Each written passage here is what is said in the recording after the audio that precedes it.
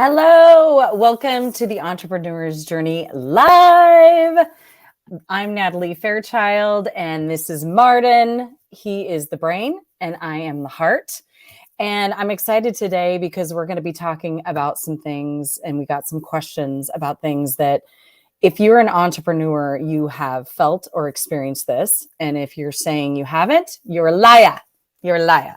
Anyway, so welcome to our third live podcast. We are real and raw, right, Marden? Oh yeah, And I'm coming off even of more being real than sick. that. Yeah, I'm coming off being sick for a week. And we had microphone issues. So we pivoted because we've been through 2020. So we know how to pivot. So we pivoted, and hopefully you can hear me clearly, but we'll get it figured out next time. We're excited to have 275 people that have visited us and tuned in. So that is awesome. And we've been talking a lot of heart in our first couple sessions, lots of heart. And I'm excited to kind of focus on still heart, but a lot of brain, because Marden, you have such good insight on and wisdom. And this is an area where you have helped me. Thank you for joining in, Barbara and Christopher. And one tip about that, we love when you chat in and let us know you're listening, because Martin and I have no idea who we're talking to. You know, the King of England could be listening into this podcast, and we would have no idea unless they chimed in and made a comment. So feel free to let us know Like, you're yes, here. I have a couple things to say. Yeah, exactly. For sure. Macy. Hi, Macy. And Candace, our award-winning author, I like to say. Woo! She writes a good book. Let me know if you want to know which book that is. Okay. So let's get started. So we've had a couple questions come up, but you and I were kind of talking about fear and imposter syndrome, and I came to you. You said it was probably 4 or 5 years ago. I think we need to add 2 years to that because time goes so fast. So it must have been longer than that. Or maybe it's my ego setting in. But that I said, I came to you just like, I don't know if I have what it takes. Nice comment, Candace. There's time for me to make it big, right?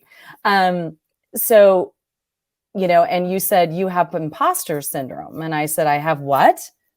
There's a name for it. So maybe take us through that. I don't know if you remember that moment. I'm sure you've been there with so many people and business owners. And let's talk a little bit about it. Yeah, I'm actually not sure if that's when it happened or how it happened, but it is something to talk about, right? And you asked this question last time, and that's what prompted for me to start collecting some of the questions that we've seen, some of the comments that we've seen, and start wrapping them up in question form so that we can tackle them inside of the context of, and being an entrepreneur and the fear that is usually associated with it. It's almost like everybody wants to scare you not to do it, or everybody Yeah. wants to for you to be cautious or careful. And there's a lot of conversation about being afraid or about it being super risky. And don't And we do that ourselves too? Like we're the biggest protector. for Our sure, ego's the right? biggest protector of like, what in the hell are you doing? And that's kind of what's behind it, right? It's a mechanism of protection. You don't feel fear in situations that don't require some level of protection, and your Right. body reacts a certain way and your brain reacts a certain way to conversations that are about fear. If you really think about that, right, like you're about to cross a busy street or you're about to speak in public, the physical sensations are the same. And that's Mhm. kind of the point, right? The point is your brain can't differentiate from one fear over the other necessarily, and you certainly Yeah. can't, right? So Yeah. you basically act accordingly. Which is why for me it's always so interesting that there's so much conversation about fear when it comes to being an entrepreneur, and say not a lot of conversation about fear when it comes to being an employee and maybe getting stuck in a Mm. job for 60 years, right? Yeah. I Which mean, is there's definitely kind that. of I mean, terrifying to me. yeah. I mean, fear. revolves around all of us in all of our lives. So you decide to be an entrepreneur, and it just adds another layer of fear Yep. or protection. I mean, you talked about when you're speaking, I'm having a little bit of that right now, just kicking this off. I feel like I've been off the earth for 2 weeks, and I'm like, oh, okay. What's the name of our podcast? So yeah, it's definitely there. It's definitely real. I'd love to know that from the people that are listening, like as an entrepreneur or as a person or taking a risk in life, like what was their fear in that? What was their Mhm. asshole in their head saying? What were others saying? Other assholes. Other assholes. I think Yeah. the Well, biggest is in our brain. so that's what I did. I just grabbed comments, questions, and things that we've seen, things that we've gotten, things that I get a lot, and we're going to tackle those today. We're just going to talk Perfect. about it, sort of trying to frame it inside of the fear, taking a risk, and whatnot. But we may end up in an entirely different place. Who knows? This is life. So why don't we Exactly. start with one that I really like this question. I love it Okay. because of all the stuff that it implies, Okay. and I get it a lot, right? Oh, why Yeah. do 80% of businesses fail within 2 years? And what's fascinating to me about this question is that people give it to you with such certainty. They are Hmm. certain that when they're telling you that 80% of businesses fail within 2 years, that data is solid and that data came from somebody Well, trustworthy. we read it on And the internet, right? yes, exactly. Uh, and this is what's interesting to me. There is data on this, right? You can actually find it. And the interesting thing for me is that the type of data that you look at when you're trying to talk about the percentage of businesses failing, it's multi-sourced. It doesn't come from a single place, right? So Hmm. Department of Labor and Statistics, to the Bureau of Labor Statistics, Hmm. what they're talking about is registered businesses. They're talking Hmm. about registered businesses or businesses that you can extrapolate from tax filings that are actual businesses. Hmm. So that alone disqualifies a bunch of businesses that are not registered or too young to be registered. People are just doing it on their own, maybe as a side business. Side Like hustle. Hmm. all of those things are not listed in that statistic. So But are let's you talk saying about, this number would be bigger? I'm saying this number is bullshit. Okay. It, yeah, let's talk about it, right? So the number actually is inverted. The Department of Labor and Statistics says that about 20% of businesses will fail in the first year. And what they're talking about is they're talking about those Hmm. businesses that were registered Hmm. and that at some point within that year would have to be deregistered or closed in order for them to say 20% went away. Hmm. So if you think about that, that requires quite a bit of a stretch to say that 80% businesses fail in the first 2 years. In fact, So there is research saying that 20% of businesses fail in the first year. Is that yes, what you're saying? right, Okay. of Okay. registered businesses. Of registered. And then you're saying it jumps up, they're saying it jumps up to 80 after another It just year. keeps going up as the time goes by. The statistic goes, uh, first year is 20%, second year, 5 years it's 49, almost 50%. 10 Hmm. years is about 70%. And then Hmm. at the end of the 15-year mark, which is sort of when they stop, is Hmm. 75% of businesses have failed. And again, for a Bureau of Labor Statistics, that means deregistered, right? So they were a Okay. business and they Okay. went canceled their Okay. registration. And Okay. then So why there's, is this bullshit? well, because it's not 80% in the first 2 years, right? And people operate like that. That is the way, right? They operate like when they start a business, they have been told, they have been hammered with this idea that they have a 2 in 10 chances to survive. And that's not the case. That's not the case. They have a significantly better chance. And we don't have that number. because we So, don't know how many okay. people actually start. So you're saying, and I do this with Martin all the time, so he's used to this. What are you actually So, saying? what you're really, what do you mean by that? Tell me more. So you're saying that people have that statistic in their brain and thus think that they're going to fail and do And they or have it totally quit, backwards. and they just need a different perception. The perception Yeah, they needs have to it be fully different. backwards. They're taking some real data that probably doesn't even pertain to them because they're not even a registered business, or they may be, right? But even then, they're talking about a number that is inverted. They Okay. don't have an 80% chance of failing. They have a 20% chance of failing if they're a Okay. registered business, right? So Okay. So that's they have, first myth. okay. Okay. So they have a 20% chance of failing. So let's say they have a different perception. They're all dialed into your philosophy. So It's what not my makes someone, philosophy, it's fact. okay. Okay. Um, so what happens after that? Like, let's say they are in tune with that and they have a better perception on succeeding. What stops them from going and continuing on? I have some Yeah, ideas about it, but I want to hear what you think. yeah, for sure. And what's interesting about that type of statistic, right? If you think about it, what is a business failing? What does that look like? How does the Well, government yeah. know you failed? Well, that's the other reason when we were talking a little bit about this yesterday, failing, gosh, I would rather have someone take the risk and discover something and move through it and it not be successful. I don't know if I we should call it a failure, but then move on to other things and learn and have success and find their niche market or whatever. Yep. So, like, cheers to the people that are trying it out. Well, if you think about it, right? If you let's just take the government at its word. And again, they're only talking about what they can see, which is a Right. lot they Their can't. numbers. Right? And Hmm. even then, they're talking about 32 million businesses, right? That's 10% of the population represented. But even then, that's not everybody who's in business or who's doing some entrepreneurial thing. But let's just take them at their word.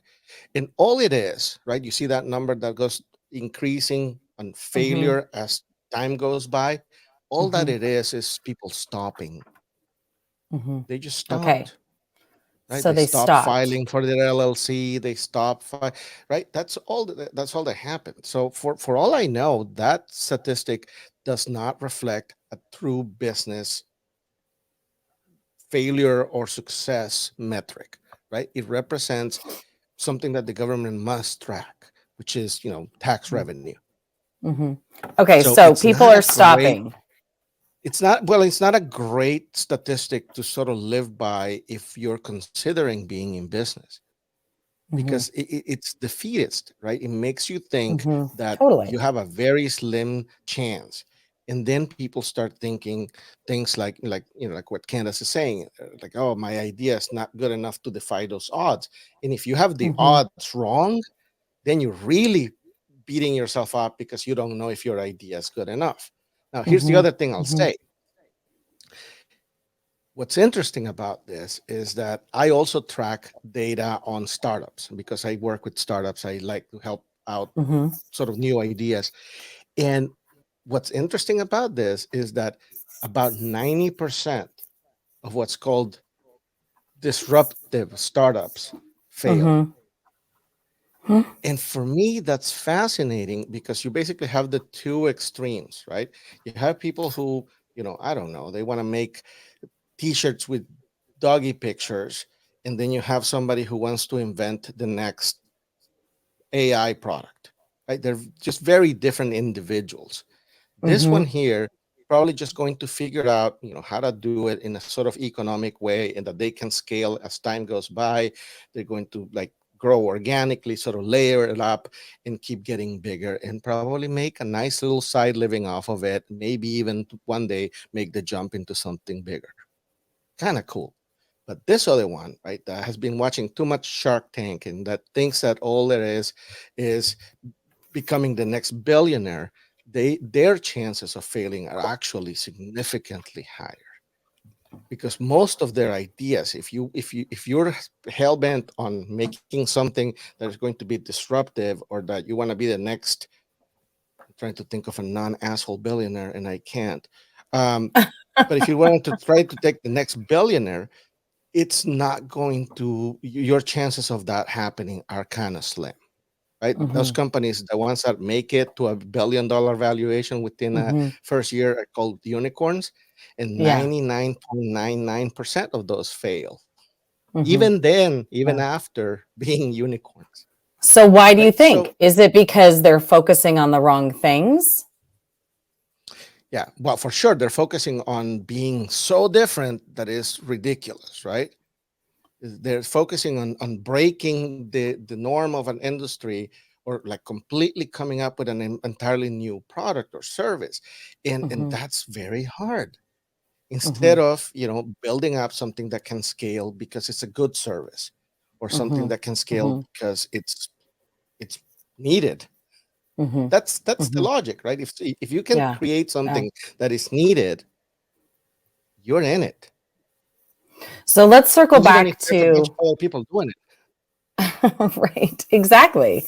Exactly. I mean, there's so many different people and Like Beyonce might yeah. be a non-asshole billionaire. Might be. Easy. Might. Oh no, I So don't know let's her. circle back. So let's circle back to round two. This is truth. Um, to our group of people, not the Yes. unicorns. So, Well, exactly. Right.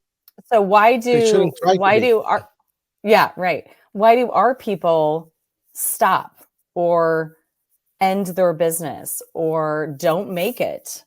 Either financially or they realize this is not what I want to do. But like what do you see? What's your philosophy on that, Martin? Yeah. Well, so my philosophy is you have to set up a time to stop. Mm-hmm. You have to Mm-hmm. set up parameters that work for yourself on when to stop if you're going to stop. Right. But not stopping is kind of the game. Sort of staying in it is kind of the game. But you don't want to hurt yourself, right?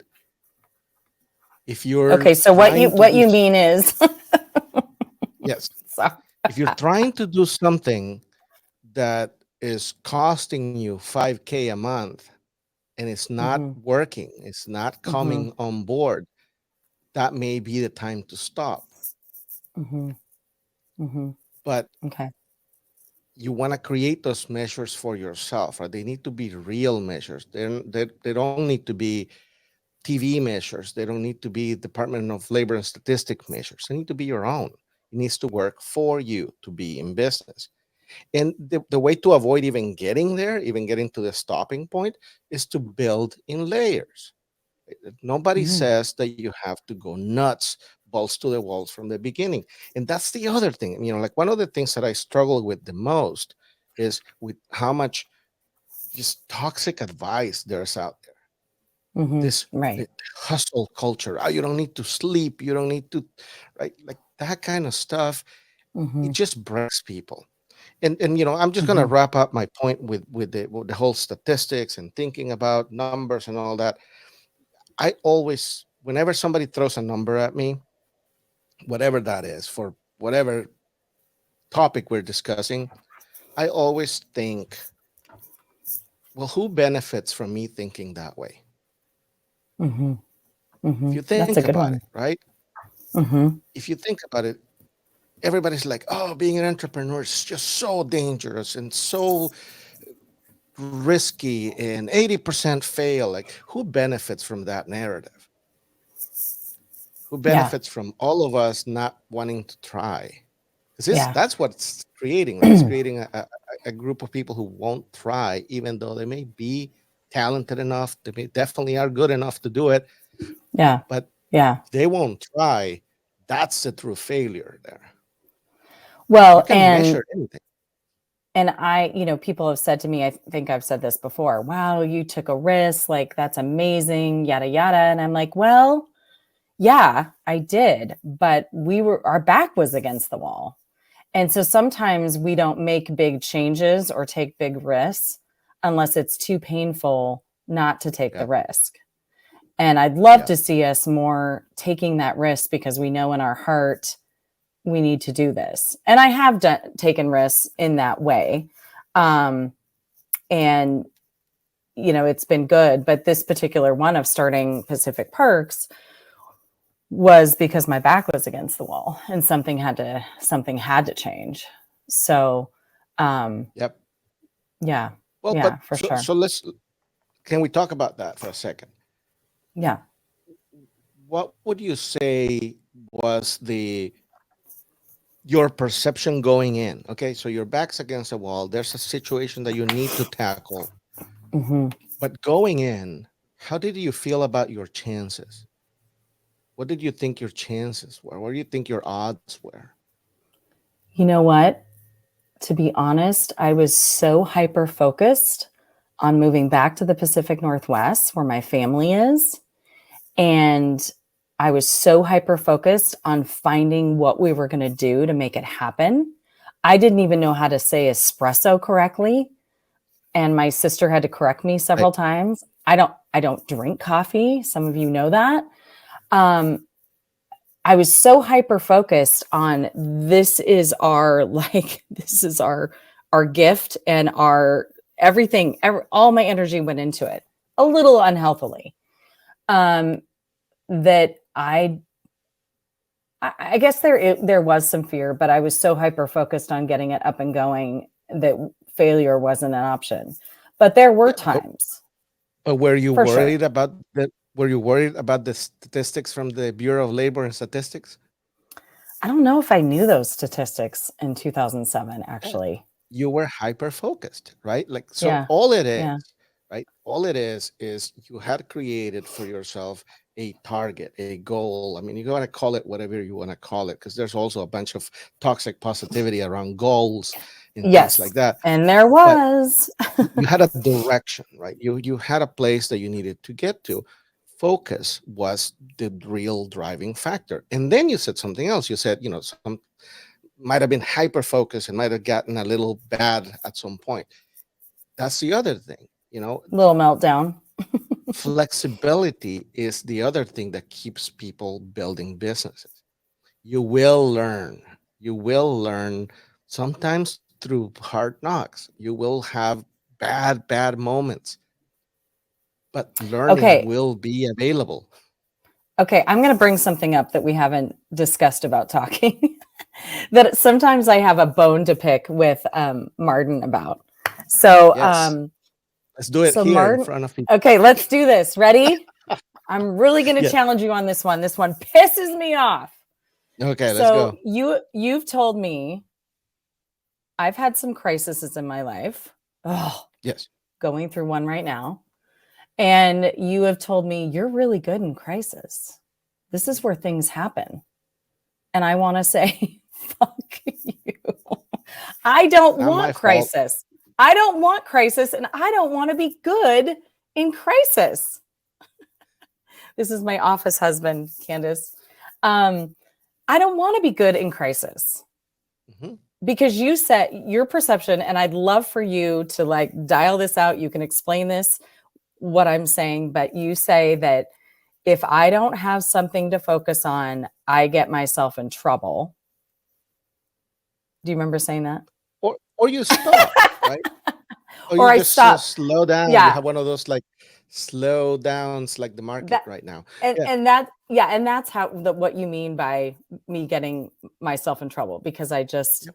I need that target that I'm going for. Right. Um, okay, so talk to us about that because Yeah. I still struggle with this one. And I said, okay, we can't call it crisis. We have to call it challenges, I think I said. And sounds like Barbara, you're in this one as well. Have Barbara you said this agrees. to Barbara as well? I don't think I have, but Barbara, I'm about to say it to you too. Go ahead. Say it, Martin. So look, people are good at different things, right? You just happen to be one of those people that when a crisis shows up, you hyper focus and you get shit done. That is hardly a bad thing, Okay, right? but It's like uh, the alternative would be to be bad in crisis, right? Which is, where some people get paralyzed. could I lose weight in Now, crisis? Because I'd love that. well, if you make it a crisis for yourself, But okay, so how do we process this? And it sounds like Barbara's along these lines. Like, how can we process this and make this a good thing? Because it's like, oh, yay, I'm having a crisis. Okay, awesome. I should be selling my first franchise in Q2 because I'm in crisis mode. Like, how do I not be in crisis mode and still be productive? yes. So here's how you do it, right? You have to fabricate the crisis for you. And like, I don't really love the word crisis for it because it's not really No, what I it hate it. is. Okay, let's It's get a it's new word. almost it's almost contrast. What you're shooting for is contrast. You want to fabricate some contrast. So I'll just kind of give you an image, right? Think of a completely white wall. It's just perfectly white. And all of a sudden you just grab a big brush with red paint and write something in it. It's going to Mm-hmm. pop, right? It's going to Mm-hmm. really show up Mm-hmm. against that context. That's what happens to people usually. You just get lost in the context of something. It's just everything Mm-hmm. gets just sort of like, it's the Mm-hmm. same day after day after day, which is, by the way, Yeah. the experience of being on a job. But right, but but the thing is, if you figure out a way to show a little contrast, for instance, okay, and this is where the bone I have to pick with goal setting and things like that.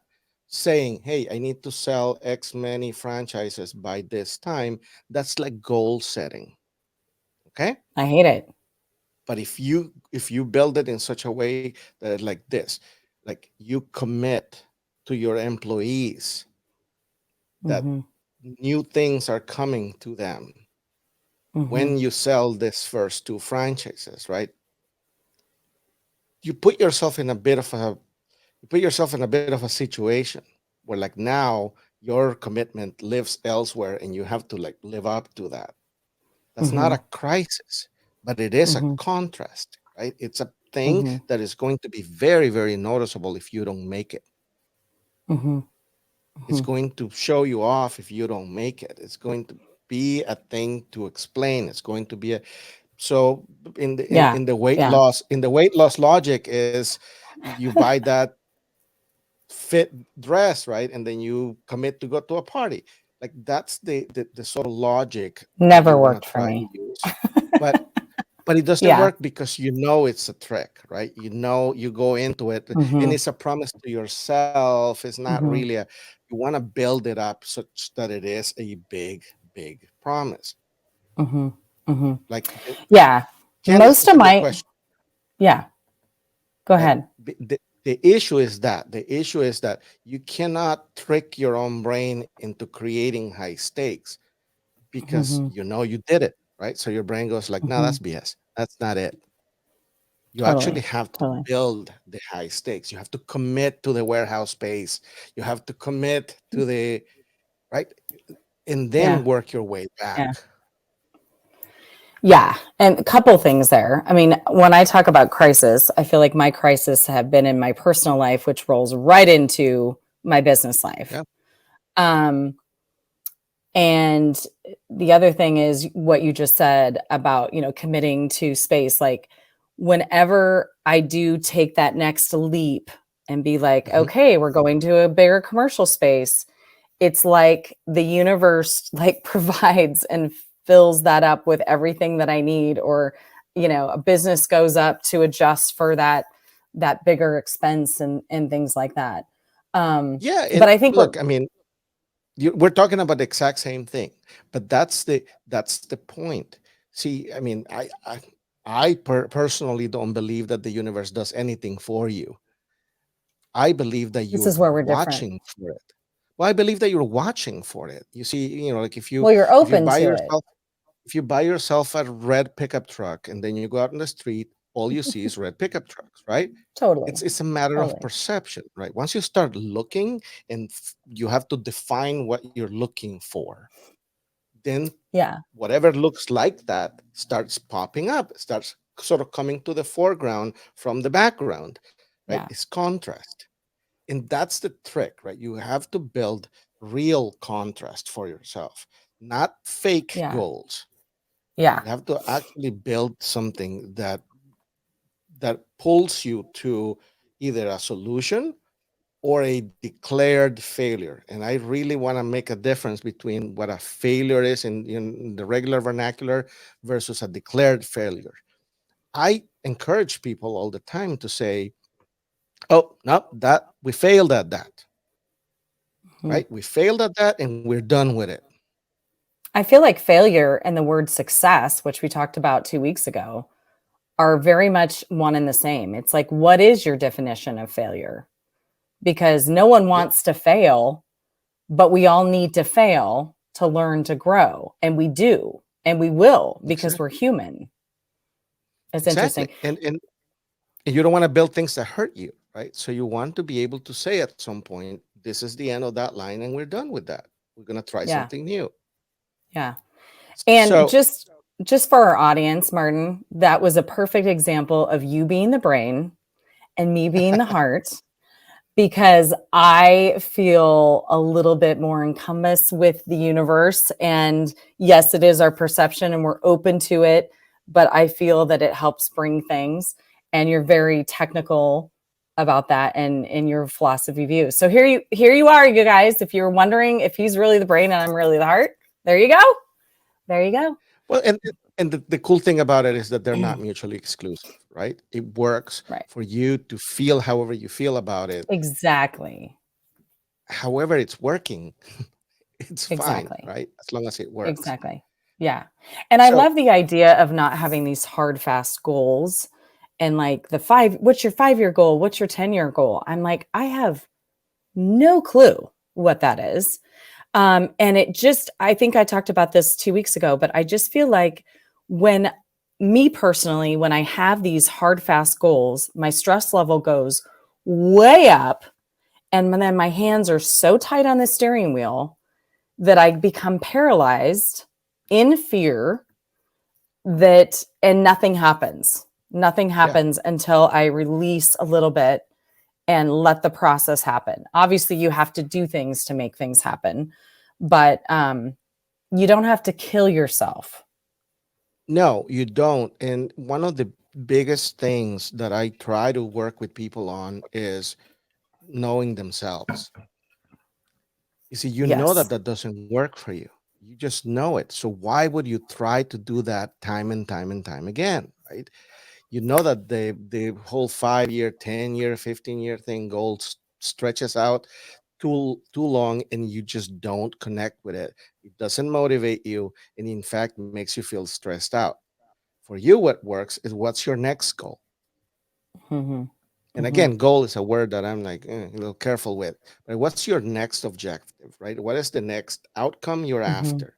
Once you do Yeah. that, you usually do really, Yeah. really well. Yeah. Yeah. Jen is And you joining can us. Jennifer work Lawrence. backward from that.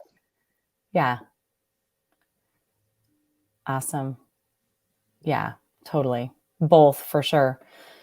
Yeah, Absolutely. and I like pretty and fun goals. Like we're redesigning our cart right now, and I get really excited about that, and that's what gets me really going. Yeah, and you Yeah, can use those too, right? You can use it yeah, for the other things that you may not be as excited about that you know need to happen as well.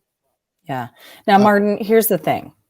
So this fear and knowing yourself, like when you know and accept yourself, like I am not a 5 day work person. Like I've known this, but I have pushed it away for decades. yep. Why do we have to get to our 40s to know this? And I see it in my daughter who just graduated from college. I just sent her a podcast this morning. listen to this. This is exactly me and what I did. And you need to just be self aware because we're wonderful overachievers, but be aware and be aware. Um, like, how can we get to see this sooner and appreciate and Mhm. accept it? Is it just that we're talking about it more, that hopefully they'll get it sooner than we did, or what? Because literally, it wasn't until my 40s when I was like, what the hell have I been doing for the last 20 years? I love that question. So here's the thing: we didn't go through some of the things that this new generation is going through or has gone through. Yeah. Uh, just to use an example, COVID was devastating in so many ways, Yeah. right? There's just so many ways that it was devastating, but there was one way that it was constructive. And Mm-hmm. it's that it You're totally had right. people of all walks of life sort of come to grips with what's important in life. Basically, It we was all huge. collectively we all faced our mortality at some point. You know, at some point we're like, crap, are we gonna die from this thing?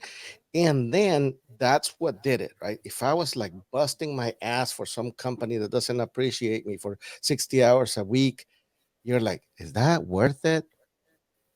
Right? Is it worth Yeah. it for me to go back there? And that hence came the great resignation and all that stuff that people were like, I'm not coming back for that. I don't want to work more And than 3 days a week. I don't want like, and there was like yeah. this sort of revamping of the relationship people had with what they do for a living. And I think also, besides the mortality, I think also it was how many times in your life you said, I just want the world to stop for a week Mhm. or two. They Well, did. Right? we got We it. got that experience. Yes. And it slowed down and we started to breathe in some ways and see what life was like at that Yep. pace. And oh my gosh. Yeah, go Now ahead. that Sorry. being said, no, but it's fine. But that being said, right? If we ever figured out a way to transfer wisdom from old people into young people, I will bottle that shit up and then become a billionaire. No, but Totally. it's hard, right? The part of the journey is learning. Hmm. And one of the things I tell people all the time is like you cannot learn without doing. Hmm. You Hmm. can't do research for the rest of your life, right? That Hmm. you're like, I really need Hmm. to know all the ins and out of this business I want to start. That's never going to be a thing. Hmm. You're Good, never because going I to hate be okay. research. Okay, I'm done. Now I know everything. Now I'm gonna go be successful. That's Yeah. never gonna Yeah. work that way. You literally Yeah. are going to start and not be it, and have to pivot and have to change and have to continually do that. So the only way Yeah. you can get that education is by doing the things, making the mistakes, and pivoting, right? Sort of changing Yeah. directions, being flexible. Flexibility for me is probably the biggest trait in a business owner. They Yeah. For need to sure. be flexible. They need to be nimble. They need to be able to say, that's Mm. bad data. We need new direction and be okay Hmm. with that. They Hmm. also need to be able to say, I fucked up. Hey Yeah. guys, Yeah. team, I screwed up, Yeah. right? I took us Yeah. down the wrong side of the river for this one, and I Yeah. need you all to help me get out. You know And what I be do when I okay. fuck up? Let's hear it. I laugh at myself. I literally, if someone's like, "Okay, Nat, you did this," and it's some, yeah, it's usually really stupid stuff, and I just laugh hysterically, like, "Oh my god, you got me!" But yes, on the big stuff too. It's like people in my life have like, "You need to change this. You need to use gas for." Your cooking, whatever. And I couldn't conceptualize it. And they were so right. And it was like, I'm fine. I finally got there. So yeah, for sure. So we have a question from Yeah. Chris, and I want you to tackle it. You want me to? Okay. Yeah, Chris says, I'm afraid of rejection and walking up to strangers to talk about myself seems scary. So, are we talking about networking or just in general? Do you think, Martin? networking, promoting himself, being as Okay. a And the thing is, you are great at this. Okay, You have so mastered that thing. So I want you to talk okay. about it.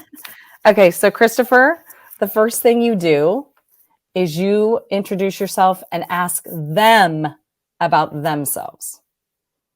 People love to talk about themselves, and you listen and you ask engaging questions.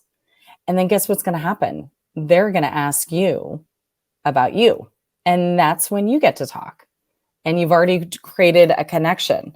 Um, and I would say it's muscle memory. It's a muscle you need to exercise, and be if it's something that you're passionate about, talk about it in the ways that you're passionate about it, not in the ways that you think the world wants to see it. Um, I'm not in the coffee business because I love coffee. I'm in the business because I needed balance of life. I love the event industry. I love making things simple and special for people. You love People give were people an experience, right? and giving people an experience. Exactly. People have told me, don't tell people that. Don't tell people that you don't drink coffee. Well, sorry, the cat's out of the bag. So what is passion? What makes it exciting for you? And talk about that, and your eyes will light up, and they will connect with you on that. And then with that connection, people want to help you. People want to help you succeed. If they like you, they want to help you. But keep practicing it and be proud of yourself. And this is going to sound a little woohoo. Martin's going to be like, okay, Chris, don't do that one. Um, but I am really a proponent of retraining our brain and reminding ourselves and reminding our ego that who we are is good and what we've done that day is good. So I try and do a simple few things. So people talk about journaling. Don't journal about how shitty your dad is or your mom or whatever. You want to Is that journal. true? um, you want to journal about three things at least you're grateful for that day and what you overcame that day. Like, you know, I was just writing in mine. I overcame that I was getting really tired, but I had a call with Marden at 4:30 and I had to think of things and come up with things. And I overcame that. I overcame getting through an interview yesterday, not feeling well. And it can be the littlest thing. And what that does is that reminds you in your brain, look at all the stuff, the great stuff I'm doing. And it doesn't have to be big stuff. Don't go for big stuff. Every time we have a celebration or a gratitude, we feel like it needs to be something huge. It does Huge. not have to Yep. be. I am grateful for my pup or Diet Pepsi or, tiny, tiny things. And continually do that to remind yourself, man, look at all the stuff that I actually did overcome that I had a little anxiety about or that was difficult or challenging for me.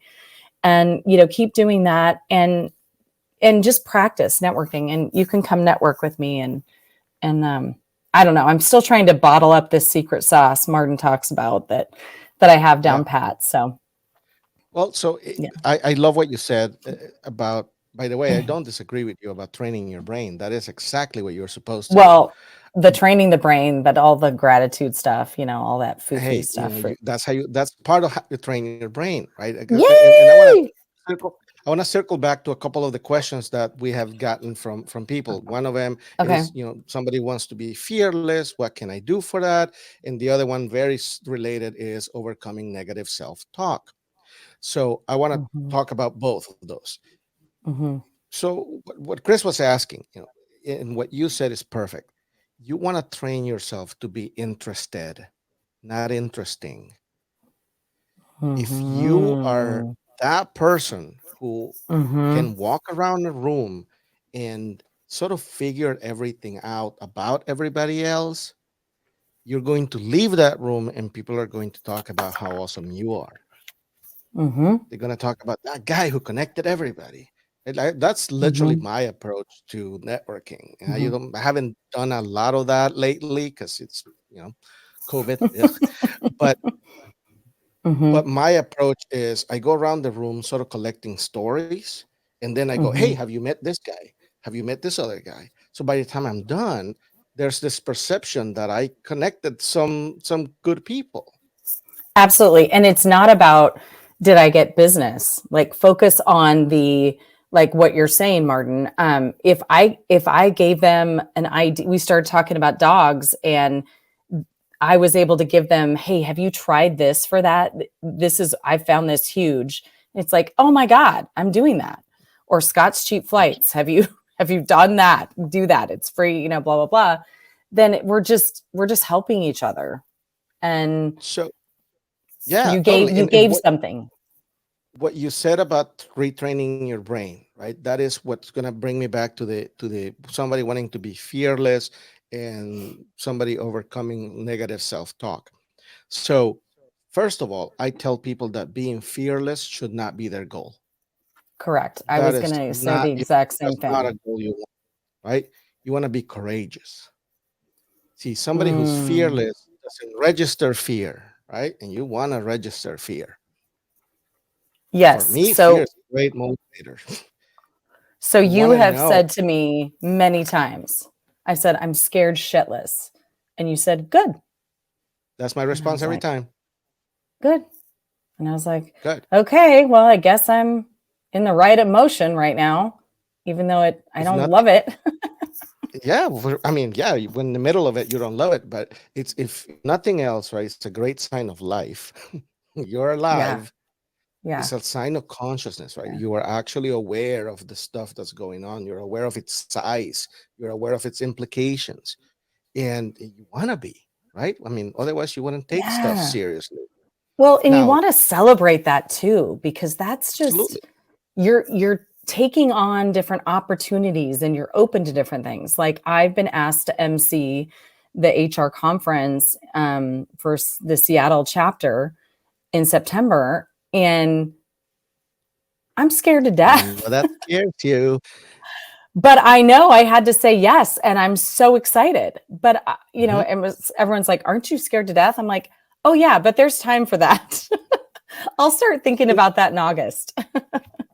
Well, and it gives you it gives you a sense of the importance of the thing, right? Yeah. Now, to take an action in the face of fear, that is the literal definition of courage, right? So I encourage people Mm, to be courageous about business instead of fearless, right? You definitely don't want to kill your instinct around being afraid for stuff, right? If it's important, it should scare you a little bit.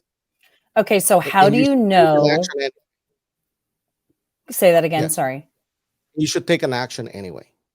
Okay. So, how do you know when your fear is in a not so good space and you shouldn't take an action? Am I, Say does that make say sense? that Like, again.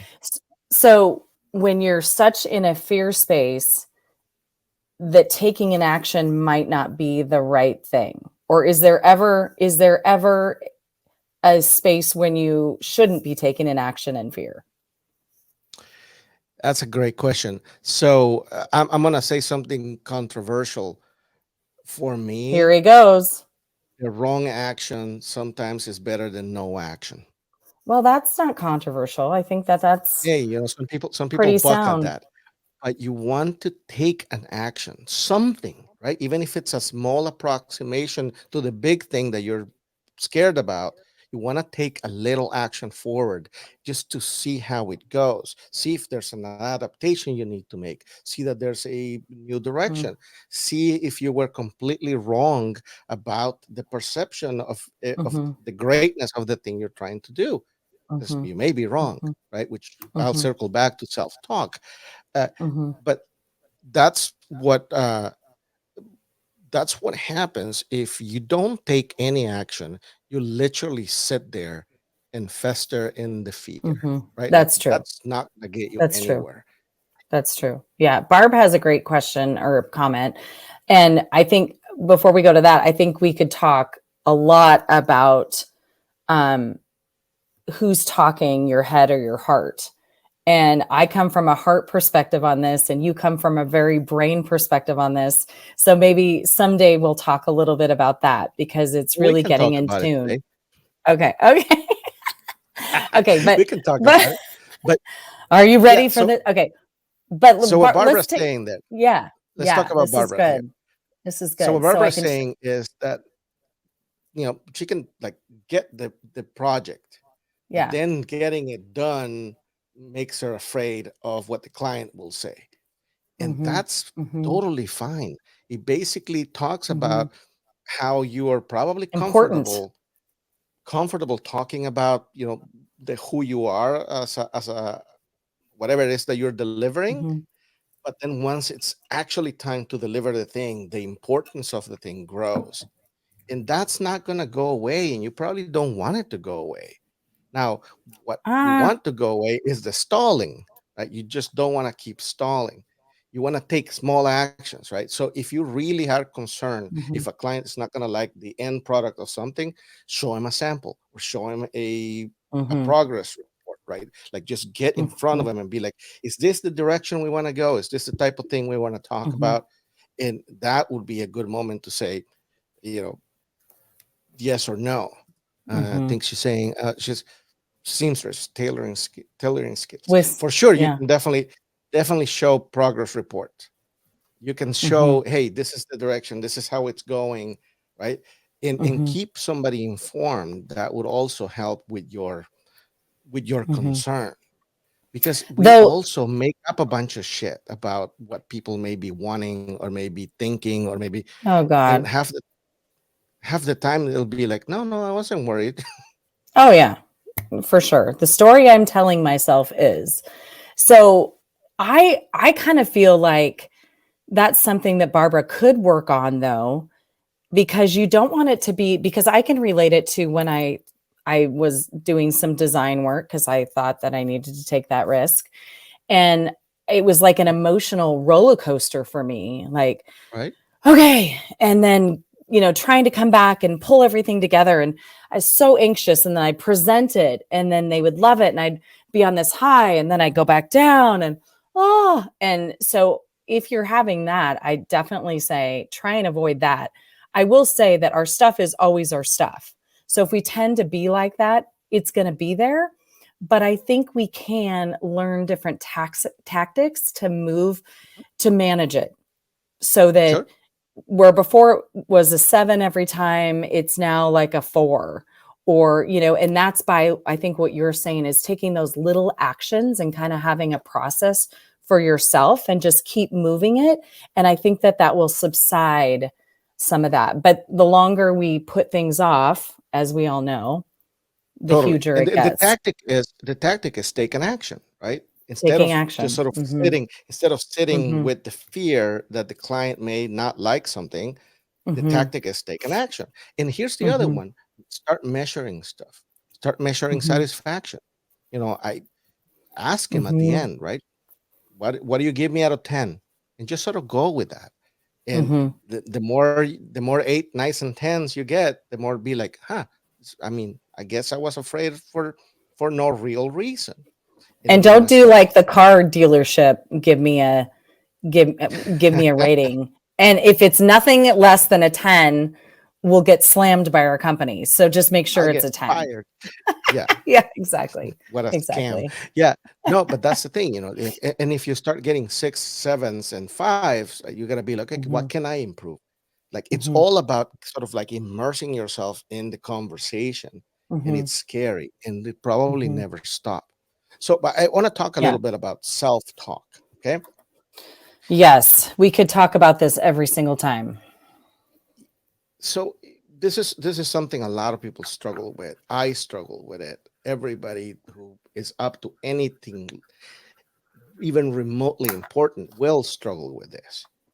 Okay, because again, your brain has a function. Your brain's function is to keep you alive, to keep you Hmm. safe. So if you're taking a risk, what do you think your brain's going to say? Go Oh, for no, no, it. you You can don't. do it. Exactly. It's going to be like, no, maybe you're not cut out for this. Maybe that's not who you are. Maybe you don't have the right talent. And sometimes it'll be a lot more aggressive than that. You're useless. That that is way outside your expertise. You will fail. You will like, and I want you to think about all of those statements, right, that are made. The first thing I'll say about it is, would you tell any of that to another person? Or You or your say, child. would you say any of that to another person, less your child? It's some mean stuff coming out of your brain, right? It's pretty mean. And the higher up you get and the more educated you get in it, the meaner and the more clever and the more cunning he becomes, because he has to like sort of navigate the barriers of all the stuff that you've learned. So he will always try. That's never gonna go away. It's instinctive. It's part of our development. It's part of our Mhm. evolution. It will Mhm. always try to stop you. Now, I want you to also think about all the other shit that it says throughout the day.